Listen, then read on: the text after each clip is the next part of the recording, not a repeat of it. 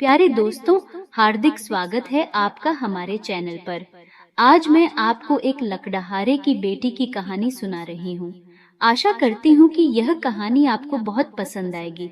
कहानी अच्छी लगी तो लाइक और आगे शेयर कर देना। चैनल को सब्सक्राइब कर लेना और घंटी के निशान को दबा देना। तो आइए शुरू करते हैं आज की कहानी। किसी जमाने में एक लकड़हारा रहता था। वह धुएं से काले पड़े मिट्टी के झोंपड़े में अपनी 9 बरस की लड़की के साथ रहता था। वह बहुत गरीब था। सामान के नाम पर उसके पास कुल जमा एक टूटी फूटी कुल्हाड़ी थी और जानवरों के नाम पर एक मरियल लंगड़ा घोड़ा और बूढ़ा गधा। लेकिन अक्लमंदों का कहना है, धनी का भाग्य उसके पशुधन पर निर्भर करता है और निर्धन का उसकी संतान पर। और सचमुच लकड़हारा अपनी बेटी को देखकर अपने सारे कष्ट और अभाव भूल जाता था। बेटी का नाम आईना कीज था। वह इतनी चारू, बुद्धिमान और विनम्र थी कि ऐसा कोई आदमी नहीं मिलता था जो उसे पहली नजर में प्यार न करने लगे। दूर दूर के तंबू घरों के बच्चे आईना कीज के साथ खेलने आते। दूर दूर के गांवों के बुजुर्ग उससे बातें करने आते। एक दिन लकड़हारे ने अपने लंगड़े मरियल घोड़े पर लकड़ी का गट्ठर लादा और बेटी से बोला, मेरी प्यारी आईना कीज, मैं बाजार जा रहा हूँ और शाम तक लौट आऊंगा। तुम मेरी गैर हाजिरी में उदास मत होना। अगर मैं लकड़ी बेच पाया तो तुम्हारे लिए कुछ लेकर आऊंगा। आपकी इच्छा पूरी हो अब्बा जान, लड़की ने जवाब दिया। शुभ यात्रा, जाइए, पर जरा सावधान रहिए, क्योंकि लोग यूं ही तो नहीं कहते हैं कि बाजार मनहूस स्थान होता है। वहाँ कुछ लोग पैसा बनाते हैं और कुछ लूटे जाते हैं। जल्दी से लौट कर आइए, मैं खाना बनाकर आपका इंतजार करती रहूंगी। लकड़हारे ने लंगड़े मरियल घोड़े को चाबुक मारा और सफर पर रवाना हो गया। वह बाजार में पहुंचकर एक तरफ खड़ा हो गया और ग्राहकों की प्रतीक्षा करने लगा। समय बीतता रहा, पर बूढ़े के पास कोई नहीं आया। उस समय बाजार में एक युवा बाएं अपनी काली दाढ़ी और रेशमी चोगे पर इतराता घूम रहा था। उसने फटेहाल बूढ़े को लकड़ियां लिए देखा और उसने उसका मजाक उड़ाकर बेवकूफ बनाने की ठान ली। ए बड़े मियाँ, लकड़ी बेचनी है? बाएं ने पूछा। बेचनी है, लकड़हारे ने उत्तर दिया।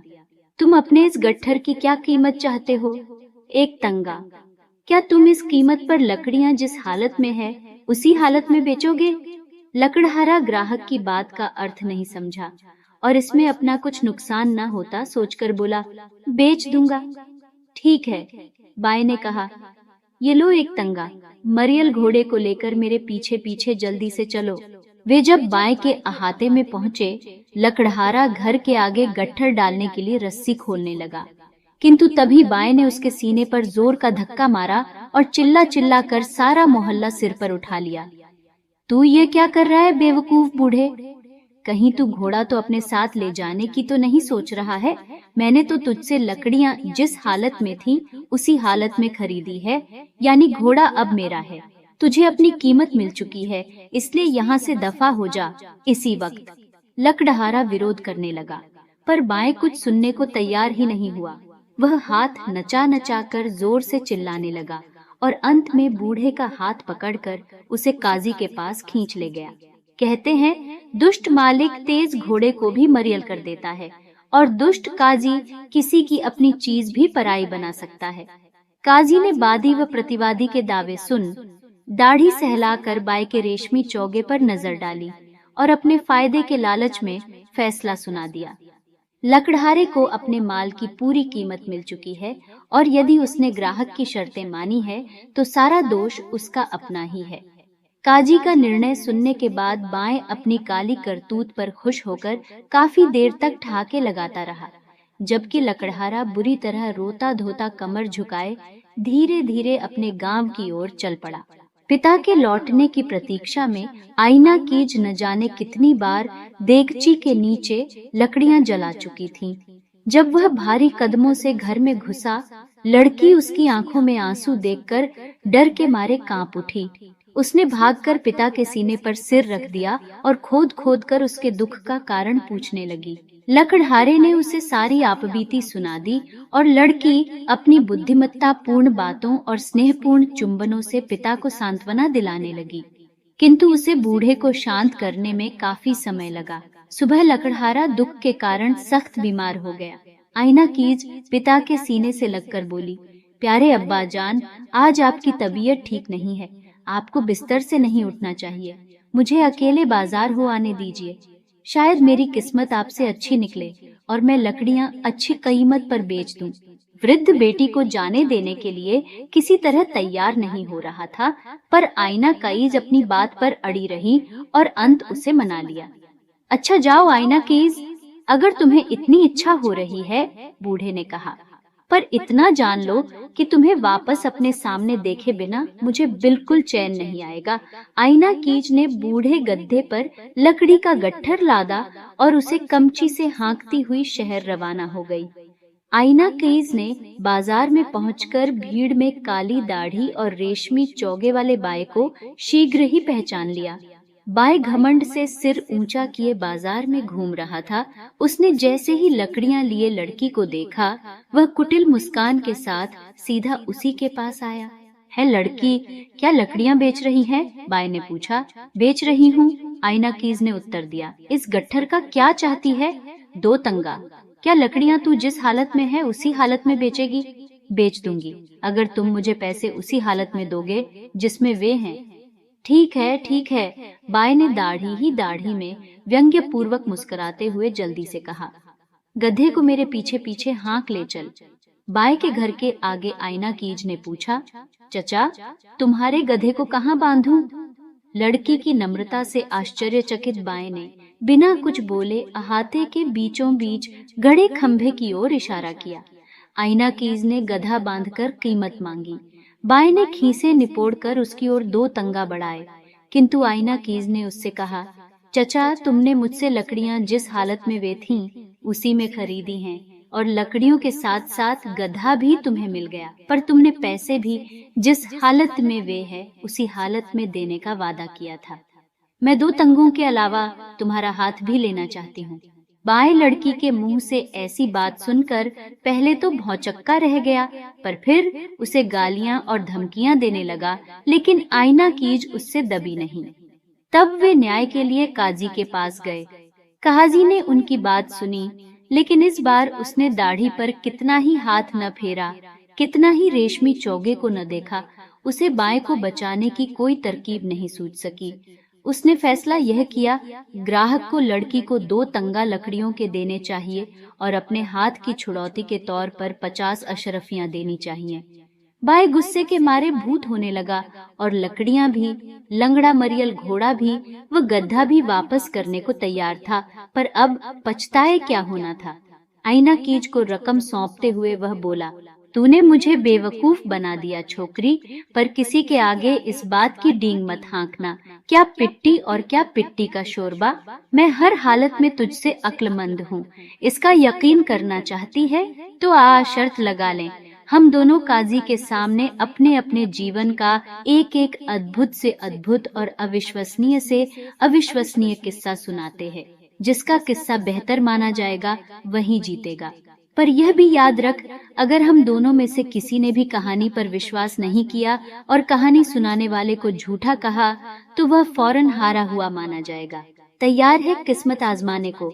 मैं 500 अशरफियां दांव पर लगाता हूँ और तू अपनी 50 अशरफियां दांव पर लगा सकती है। मैं तैयार हूँ चचा, आईना कीज ने उत्तर दिया, और अपना सिर भी दांव पर लगाती हूँ। बाई ने काजी को आंख मारी और कहानी सुनाने लगा। एक बार मुझे अपनी जेब में गेहूं के 3 दाने मिले। मैंने उन्हें खिड़की से बाहर फेंक दिया। कुछ ही दिनों में मेरी खिड़की के सामने इतना घना और ऊंचा गेहूं उग आया कि ऊंट सवार और घुड़सवार कभी कभी तो उसमें कई कई दिनों तक भटकते रहने लगे। एक बार ऐसा हुआ कि मेरे 40 बढ़िया बकरे गेहूं में घुस गए और गायब हो गए। मैंने उन्हें कितनी ही आवाजें दी, कितना ही ढूंढा, पर बकरों का नाम निशान भी नहीं मिला। पतझड़ आई, गेहूं पक गया। मेरे मजदूरों ने फसल काट ली, पर उन्हें बकरों की हड्डियां तक नहीं मिली। उसके बाद गेहूं को गाहा गया, पीसा गया। तब तक बकरों को सब भूल ही चुके थे। मैंने एक बार पत्नी से ताजा रोटी पकाने को कहा और खुद किताब पढ़ने बैठ गया। पत्नी ने रोटी तंदूर में से निकालकर मुझे परोसी। मैंने एक टुकड़ा तोड़ा और चबाने लगा। अचानक मेरे मुंह में कोई बकरे की सी आवाज में मिमी आया। मैंने मुंह खोला। फौरन एक बकरा मेरे मुंह में से निकलकर कूदा, फिर दूसरा, फिर तीसरा। पूरे 40 बकरे मेरी किताब पर दौड़ने कूदने लगे। और कितने मुटिया गए थे मेरे बकरे। हर बकरा 4 साल के बछड़े जितना था। जब बाएं चुप हो गया, काजी ने भी अविश्वास से सिर हिलाया, पर आईना कीज की तो भौं भी नहीं फड़की। चचा, उसने कहा, मुझे तो लगता है कि तुम्हारा किस्सा 16 आने सच है। तुम जैसे अक्लमंद लोगों के साथ तो इससे भी कहीं मजेदार घटनाएं घटती हैं। अब मेरा किस्सा सुनो। और आईना कीज ने किस्सा सुनाना शुरू कर दिया। एक बार मैंने अपने गांव के बीचों बीच कपास का बीज बोया। पता है फिर क्या हुआ? अगले दिन उस स्थान पर बादलों तक ऊंचा कपास का पौधा निकल आया और उसकी छाया ऊंटों के 3 दिनों के सफर की दूरी तक पड़ने लगी। जब कपास पक गई, मैंने उसे चुना, साफ किया और बेच दिया। बिक्री से मिली रकम से मैंने 40 नार खरीदे, उन पर महंगे कपड़े लाद दिए और मेरा बड़ा भाई कारवान लेकर बुखारा रवाना हो गया। भाई चला गया और 3 साल तक उसकी कोई खबर नहीं मिली। कुछ दिन हुए मुझे उड़ती खबर मिली कि रास्ते में किसी काली दाढ़ी वाले आदमी ने उसे लूटकर मार दिया। मुझे हत्यारे को ढूंढ पाने की कोई आशा नहीं रही थी, पर भाग्य ने मेरा साथ दिया। अब मैं जान गई कि हत्यारे तुम ही हो, क्योंकि तुमने मेरे अभागे भाई का रेशमी चोगा पहन रखा है। आईना कीज ने जैसे ही अंतिम शब्द कहे, काजी अपने स्थान पर उछल पड़ा और बाएं फर्श पर ही बैठ गया। अब वह क्या करे? यदि कहे कि लड़की झूठ बोलती है तो उसे शर्त के अनुसार 500 अशरफियां देनी पड़ेंगी। यदि कहे कि वह सच कहती है तो इससे भी बुरा होगा, लड़की अपने मारे गए भाई का हर्जाना मांगेगी। इसके अलावा महंगे कपड़े से लदे 40 ऊंट देने होंगे। अंत में बाएं से न रहा जा सका और वह चिल्ला पड़ा, खुदा करे तेरी जबान कटकर गिर पड़े। झूठ बोलती है छोकरी, तू बिल्कुल झूठ बोलती है। ले 500 अशरफियां, ले मेरा चोगा भी और फौरन यहाँ से दफा हो जा, वरना कहीं मैं तेरी गर्दन नहीं मरोड़ दूं। आईना कीज ने अशरफियां उठाकर चोगे में बांध ली और सिर पर पांव रखकर पिता के पास भागी। लकड़हारा लड़की को देर करते देख चिंतित हो उठा और बाजार की ओर चलने लगा था। उसे शीघ्र ही भागती हुई आईना कीज नजर आ गई। वह जैसे ही उसके पास पहुंची, उसने बेटी को सीने से चिपटा लिया और आशंका के कारण पूछने लगा, आईना कीज, मेरी आंखों का तारा, तुमको इतनी देर कहाँ लग गई और तुम्हारे साथ हमारा बूढ़ा गधा क्यों नहीं है? आईना कीज ने उत्तर दिया, आपके सिर के ऊपर आसमान सदा साफ रहे अब्बा जान। मैं शहर से सही सलामत लौट आई हूँ और गधे को मैंने काली दाढ़ी वाले आदमी को लकड़ियों समेत जिस हालत में था उसी में बेच दिया। मेरी प्यारी बच्ची, लकड़हारा दुखी स्वर में बोला, उस निर्मम बाई ने तुम्हें भी धोखा दिया। अब हम कहीं के नहीं रहे और इसके लिए दोषी मैं ही हूँ। प्यारे अब्बा जान, आईना कीज बोली, आप इतनी जल्दी दिल छोटा मत कीजिए, क्योंकि मुझे लकड़ियों की बहुत अच्छी कीमत मिली है। और उसने पिता की ओर लिपटा हुआ रेशमी चोगा बढ़ाया। ये बहुत खूबसूरत और महंगा चोगा है। लकड़हारा वैसे ही दुखी स्वर में बोला, मेरे जैसे मोटे काम में यह किस काम आएगा, और बिना घोड़े और बूढ़े गधे के अब हमें शायद भीख मांगकर गुजर करनी पड़ेगी। तब आईना कीज ने बिना कुछ बोले पिता के आगे चोगा खोल दिया और उसमें से चमचमाती अशरफियां जमीन पर बिखर गईं। लकड़हारा आश्चर्यचकित होकर बेटी को देखता रह गया। उसे इस बात पर विश्वास नहीं हो रहा था कि यह सारा धन वह सपने में नहीं बल्कि वास्तव में देख रहा है। तभी लड़की ने उसके गले में हाथ डाल दिए और उसके साथ शहर में हुई सारी बातें बता दी। लकड़हारा बेटी की बातें सुनते सुनते कभी हंस पड़ता तो कभी रो पड़ता।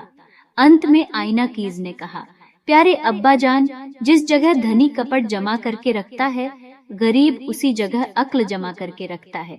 काली दाढ़ी वाले बाएं को अपने किए की उचित सजा मिल गई और उसकी अशरफियों के सहारे आज से हम अपने सारे गांव के साथ सुख चैन की जिंदगी बसर करेंगे। दोस्तों, ये कहानी यहीं समाप्त हुई। आपको कहानी कैसी लगी मुझे कमेंट करके आवश्यक बताना।